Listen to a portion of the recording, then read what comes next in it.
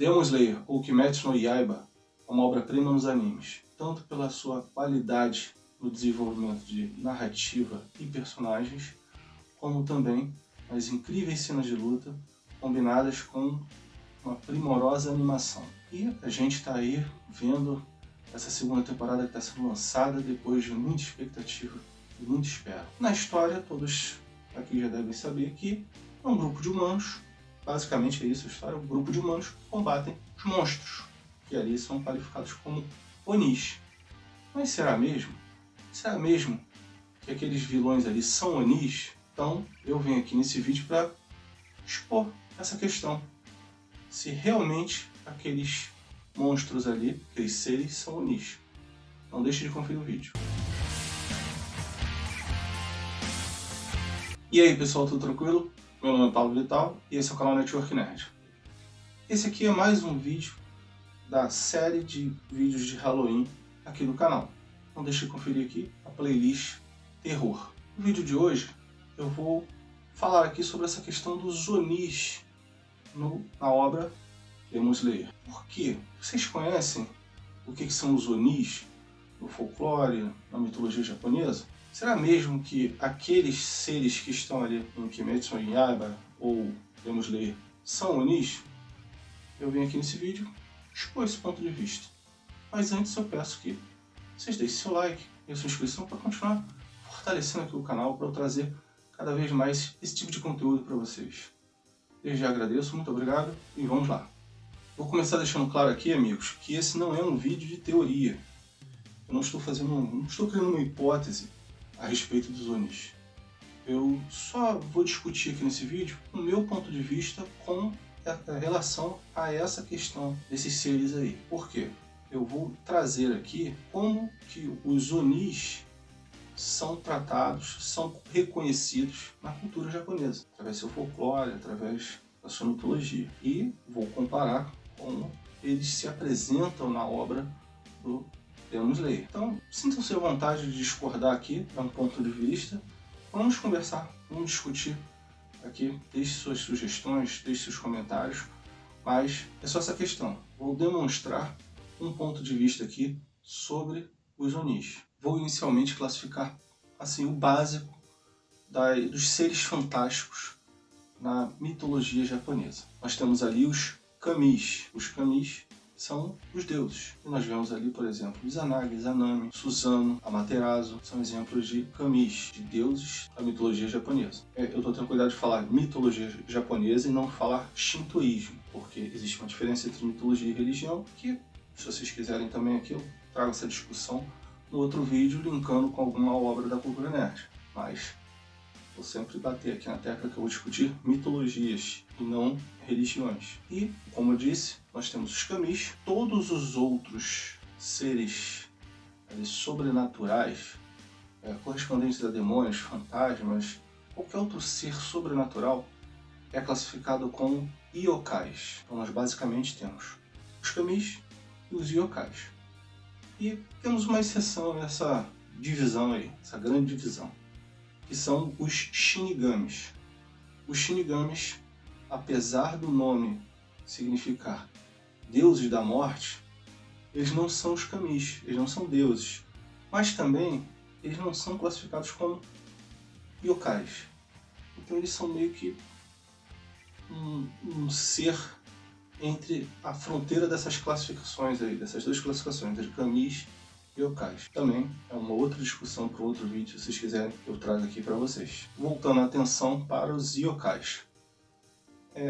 Do grande grupo de yokais, nós temos diferentes tipos de yokais. Por exemplo, nós temos os Kappas, os Kitsunes, as Yukionas e também os Onis, entre outros.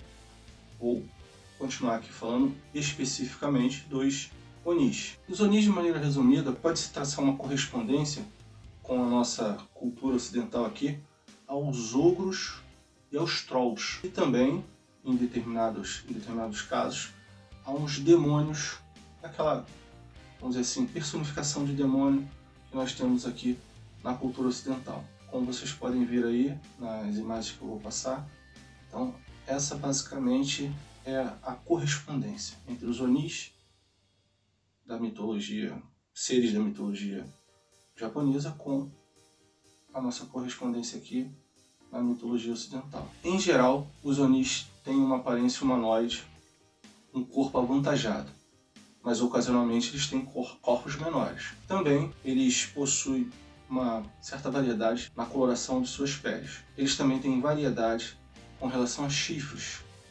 Quando possuem chifres, eles têm variações em tamanhos e formatos. Eles podem ter faces de homem, de macaco, de outras bestas e muito raramente até mesmo de pássaros. Acredita-se que a origem dos Onis remonta ao budismo, mas antes de chegar ao Japão, passou pela China e sofreu algumas modificações.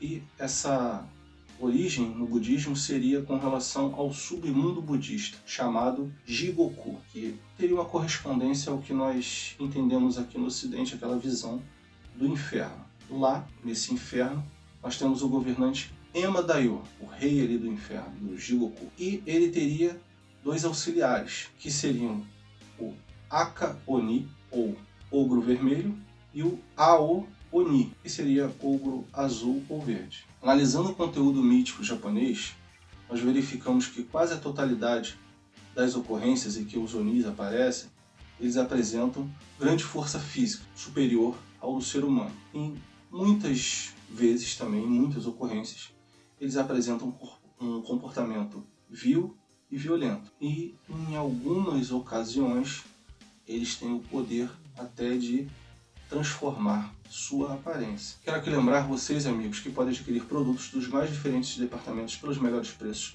na nossa loja virtual Network Nerd. Não deixe de conferir o link aqui na descrição. Também quero lembrar vocês, amigos, que utilizam o Canva, que vocês podem adquirir o curso Photo Canva. É o mais completo do mercado, com os seus 18 módulos, um preço super acessível. Clique aqui no link da descrição para verificar a página promocional e analisar tudo que o curso pode oferecer. Não perca. Agora vou voltar aqui para a questão da obra Demon Slayer.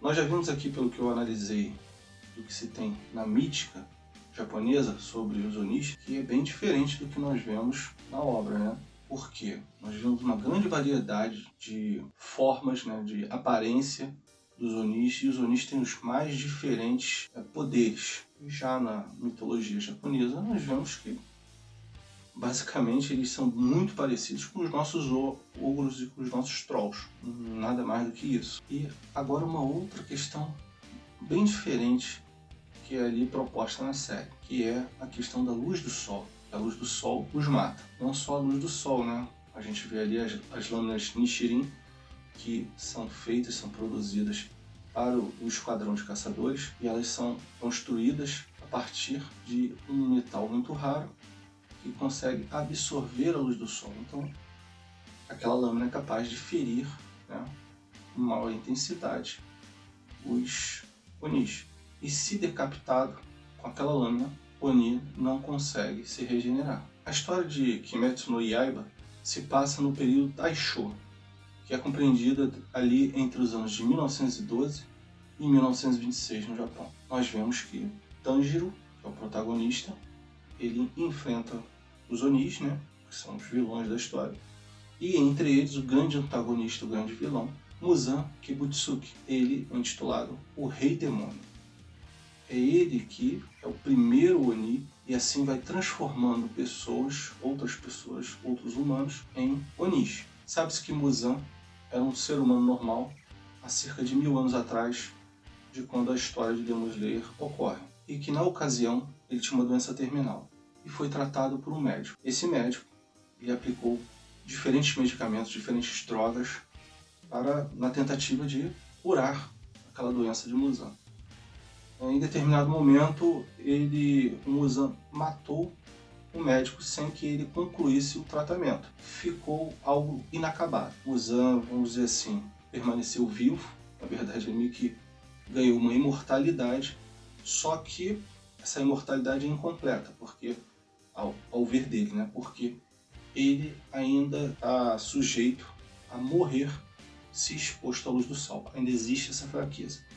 Ele pensa, ele entende que se tivesse mantido o médico vivo, o médico conseguiria também acabar com esse problema da luz do sol. E aí ele seria um ser perfeito, um ser completo.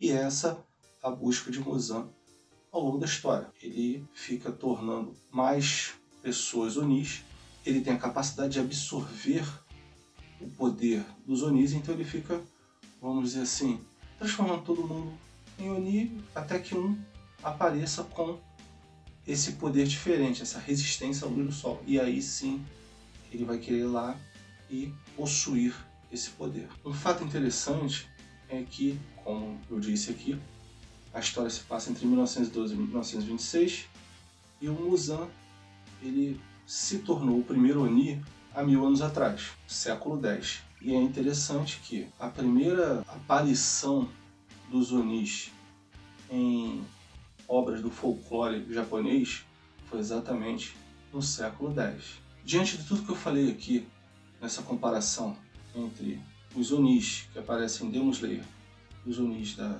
mitologia e cultura, folclore japonês, vocês ainda acham que eles são semelhantes?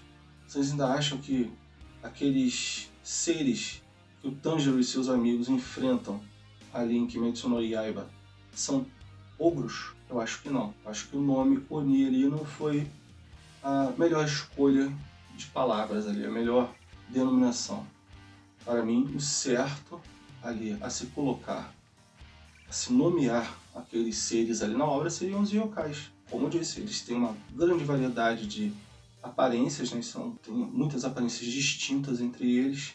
Eles têm poderes distintos entre eles, não é uma coisa formatada, né? Não é uma coisa simples como super força. Eles têm muitas outras, uma variedade muito grande de poderes. Poderes bem inusitados.